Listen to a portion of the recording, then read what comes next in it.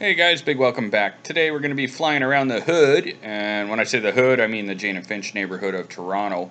It's not overly an exciting flight, I'll tell you that much. It's kind of a gloomy day, and this is actually my first flight with an ND filter. I bought an ND filter from Great Hobbies out in Mississauga, almost $50, so hopefully it helps with the whitewashing of the video. A lot of times, things get blended into the white sky or whatever, like the blue sky that shows up white.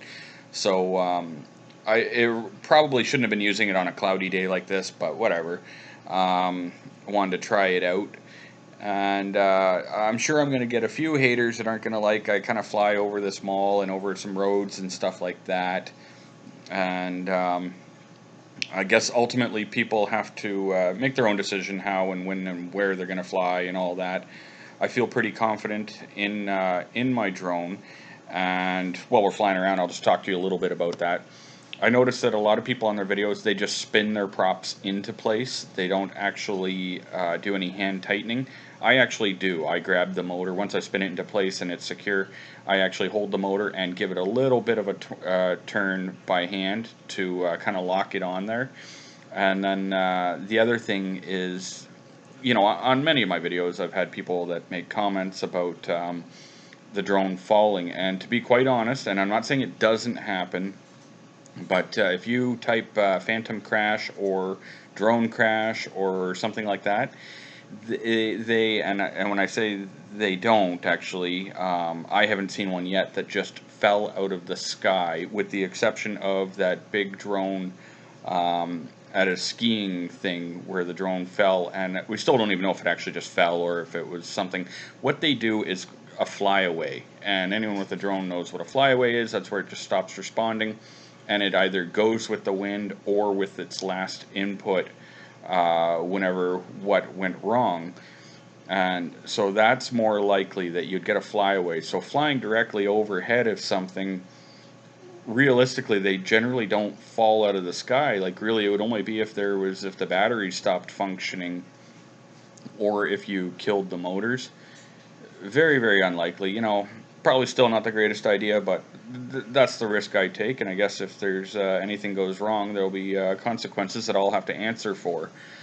I like to mention that to people. I'm not going to get into the specifics of drone laws. I was planning on making a video.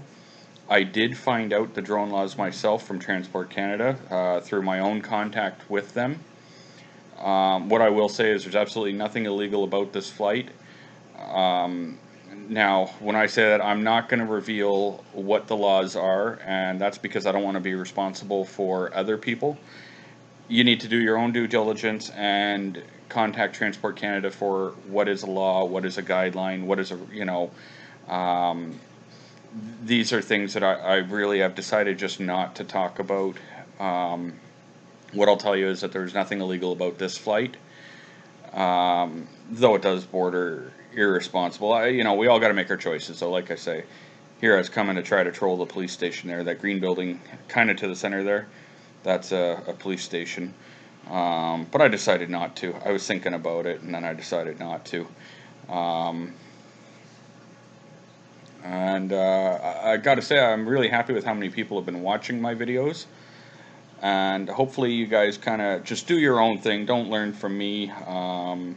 You really got to be comfortable with your equipment, though. It's not a good idea for somebody to say maybe go out, buy one of these, and then the very first day head into the middle of town and fly it. I do encourage people, though, to learn the laws, and laws and guidelines are two different things. So when I say that, just so you know, the Ministry of Transport Canada's guidelines for UAV, they're not actual laws, so you do need to look into what your laws are for your location. And I keep saying that because it's important to know your rights as an aerial photographer. That's what I like to think of myself as, an aerial photographer, not really a drone pilot, because I'm maintaining control of it. Autonomous flight. A drone is generally thought of as being on an autonomous flight. When you're controlling it, then you're just you're flying a camera. Really, this is semantics. It doesn't matter. hopefully you guys have been enjoying my videos. I've been enjoying watching my subscribers go up and the likes, and I have fun reading the trolls' messages sometimes too. Um, because you're gonna have the people that have a lot of comments, but they don't have a single video themselves, yet they know everything. And I know it's not an overly exciting flight. This is actually the hood for Canada. I would like to return here on a warmer day. I was cold. I was actually standing outside in the field. I was cold. I'll come out on a warmer day and do some better flights to the area and up driftwood and stuff. But yeah, this is the Canadian hood. We don't have boarded up houses and burned down houses. Generally, if if something happens, they bulldoze it, and that's that. Yeah, we don't get too much hood neighborhoods in Canada. This is it. Anyways, guys, that's going to really wrap it up. I just thought I'd give you a little something. Hopefully you liked it. If you did, give me a like. See ya.